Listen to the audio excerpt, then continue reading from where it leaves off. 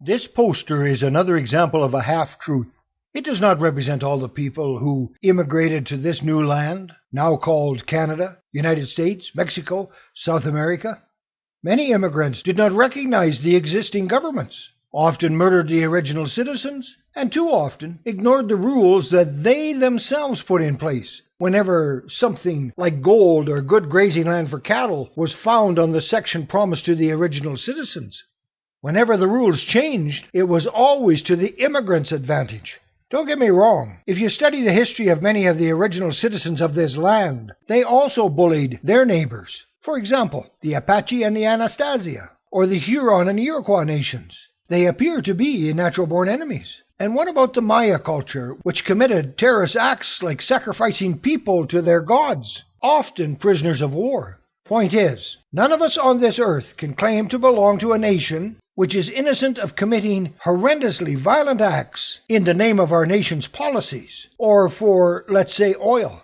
When we pretend that our wrongs were just mistakes, as stated by O'Reilly during his interview with President Trump, and therefore not evil, while all wrongs committed by other nations were and are evil, you can bet that no solution for peace will be forthcoming from within this double standard. Yes, Putin has a terrible reputation, but Bush illegally invaded Iraq, and that illegal invasion killed thousands of civilians. Oops, mistake. 2 members of Canada's military in Somalia have been charged with murder. If you read about the event, you will see that it is an example of inept and corrupt leadership. Members of our police who went to Haiti to help after that country was devastated by an earthquake have been charged with sexual misconduct directed at the poor and vulnerable. If we roamed the world with big boots on like the Americans, you can bet our list of offenses, like the Americans, would be long and ugly. United States, Canada, England, Portugal, Spain, Holland, and many other countries have been guilty of genocide. Yet, when they speak today, they say, don't do as we do, do as we say, which frees them to invade Iraq, Afghanistan, Vietnam.